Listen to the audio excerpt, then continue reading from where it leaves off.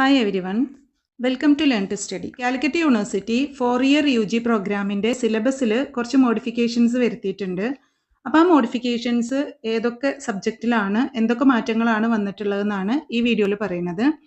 University of Calicut board of studies 4/1/2025 നടന്ന മീറ്റിങ്ങിൽ കുറച്ച് നമ്മളുടെ ഫിനാൻഷ്യൽ അക്കൗണ്ടിങ്ങിൻ്റെ സിലബസിലും അതുപോലെ തന്നെ വേറെ 2 സബ്ജക്റ്റിൻ്റെ സിലബസിലൊക്കെ കുറച്ച് മോഡിഫിക്കേഷൻസ് വരുത്തിയിട്ടുണ്ട്.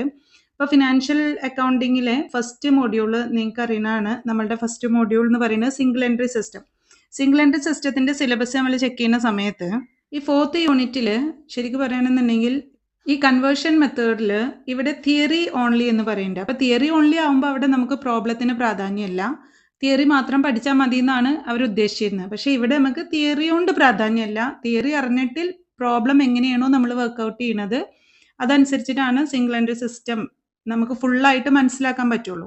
അപ്പോൾ ഇവിടെ സിംഗിൾ എൻട്രി സിസ്റ്റത്തിൻ്റെ ബാലൻസ് ഷീറ്റ് പ്രിപ്പയർ ചെയ്യുന്നതാണ്. അപ്പോൾ ഇവിടെ ഒരു മോഡിഫിക്കേഷൻ അവർ വരുത്തിയിട്ടുണ്ട്. ഈ തിയറി ഓൺലി മാറ്റിയിട്ട് പ്രോബ്ലംസും കംപ്ലീറ്റ് ആക്കിയിട്ടുണ്ട്. കാരണം ഇതിൽ നിന്ന് ഒരു എസ്സേ ക്വസ്റ്റ്യൻ നമുക്ക് ഷുവറായിട്ട് പ്രതീക്ഷിക്കാവുന്നതാണ്. ഓക്കെ, അതുപോലെ തന്നെ ഇനി വേറൊരു കേസ് എടുക്കുകയാണെന്നുണ്ടെങ്കിൽ രണ്ടാമത്തെ യൂണിറ്റിൽ ബ്രാഞ്ച് അക്കൗണ്ടിങ്, സെക്കൻഡ് യൂണിറ്റ് വരുന്നത് അക്കൗണ്ടിങ് ഫോർ ബ്രാഞ്ചസ് ആണ്. ബ്രാഞ്ച് അക്കൗണ്ടിങ്ങിൻ്റെ കേസിൽ ഇവിടെ സിമ്പിൾ പ്രോബ്ലംസ് ഓൺലി എന്ന് പറയുന്നുണ്ട്.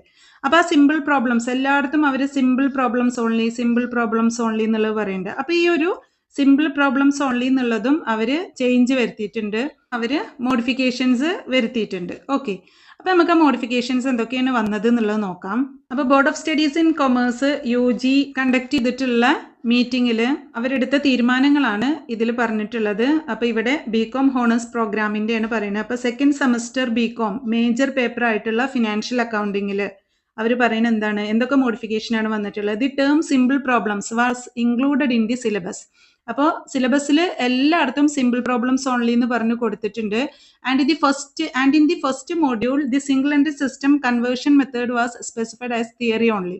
അപ്പോൾ നമ്മളിപ്പോൾ കണ്ടു ഒന്നാമത്തെ മോഡ്യൂളിൽ അവർ കൺവേർഷൻ മെത്തേഡ്, സിംഗിൾ എൻട്രി സിസ്റ്റത്തിൻ്റെ കൺവേർഷൻ മെത്തേഡിൽ അവർ തിയറി ഓൺലി എന്നുള്ളത് പറഞ്ഞിട്ടുണ്ട്. അപ്പോൾ മീറ്റിംഗിൽ എടുത്ത ഡിസിഷൻ ഇതാണ്, meeting decided to delete the term simple problems. അപ്പോൾ സിമ്പിൾ പ്രോബ്ലംസ് എന്നുള്ളത് നമ്മളുടെ സിലബസിൽ നിന്ന് മാറ്റിയിട്ടുണ്ട്. അപ്പോൾ സിമ്പിളും കോംപ്ലക്സ് പ്രോബ്ലം ഒക്കെ ഉണ്ടാവും. അപ്പോൾ നമ്മൾ കോംപ്ലക്സ് ആയിട്ടുള്ള പ്രോബ്ലം, കുറച്ച് ബുദ്ധിമുട്ടുള്ള പ്രോബ്ലം, സിമ്പിൾ ആയിട്ടുള്ള പ്രോബ്ലം ഒക്കെ പഠിക്കണം. അപ്പോൾ അതൊക്കെ ബേസ് ചെയ്തിട്ട് നമുക്ക് എസ്സേസ് ഒക്കെ ചോദിക്കാൻ സാധ്യത ഉണ്ട്.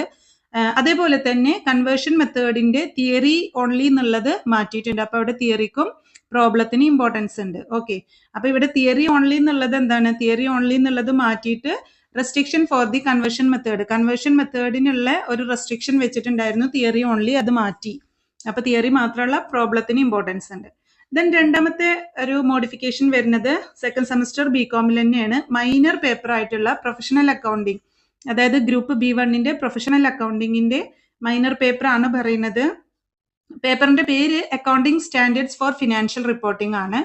അതിൽ അക്കൗണ്ടിങ് സ്റ്റാൻഡേർഡ്സ് ഫോർ ഫിനാൻഷ്യൽ റിപ്പോർട്ടിങ്ങിൽ the 4th module included accounting standard 6 accounting for depreciation which has been withdrawn by ICAI and is now outdated. അപ്പോൾ ഇതിൽ പറയുന്നത് എന്താണ്, 4th മോഡ്യൂളിൽ accounting standard 6 accounting for depreciation എന്ന് പറഞ്ഞു കൊടുത്തിട്ടുണ്ട്.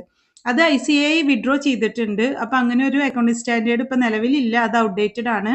അതുകൊണ്ട് തന്നെ ആ അക്കൗണ്ടിങ് സ്റ്റാൻഡേർഡ് മാറ്റിയിട്ട് accounting standard 6 on accounting for depreciation എന്നുള്ള അക്കൗണ്ടിങ് സ്റ്റാൻഡേർഡ് മാറ്റിയിട്ട് അതിന് പകരം Indian accounting standard 16 plant property and equipment add ചെയ്തിട്ടുണ്ട്. അപ്പോൾ ഇതാണ് രണ്ടാമത്തെ ഒരു ചേഞ്ച് വരുന്നത്.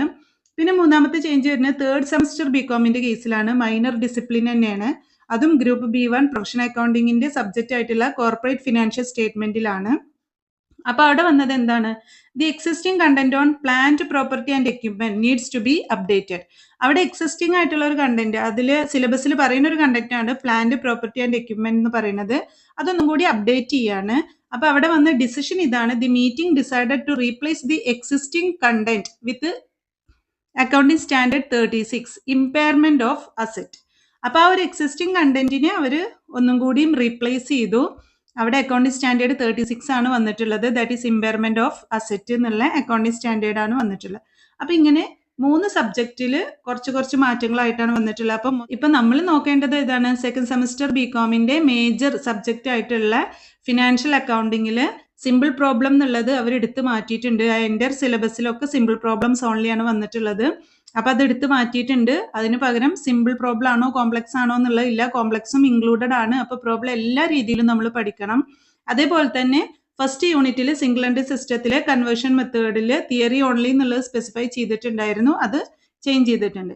അതേപോലെ തന്നെ സെക്കൻഡ് സെമസ്റ്ററിന്റെ മൈനർ ഡിസിപ്ലിൻ ആയിട്ടുള്ള അക്കൗണ്ടിംഗ് സ്റ്റാൻഡേർഡ് ഫോർ ഫിനാൻഷ്യൽ റിപ്പോർട്ടിംഗിൽ accounting standard 6 accounting for depreciation എന്നുള്ളത് മാറ്റിയിട്ടുണ്ട്. പകരം അവിടെ Indian accounting standard 16 plant property and equipment ആണ് വന്നിട്ടുള്ളത്. ഓക്കെ, അപ്പൊ ഇത്രയും മാറ്റങ്ങളാണ് നമ്മളുടെ സിലബസിൽ വന്നിട്ടുള്ളത്. അപ്പൊ ഇതെല്ലാവരും ഒന്ന് ശ്രദ്ധിക്കുക, അതിനനുസരിച്ചിട്ട് പഠിച്ച് മുന്നോട്ട് പോവാം. Okay, thank you.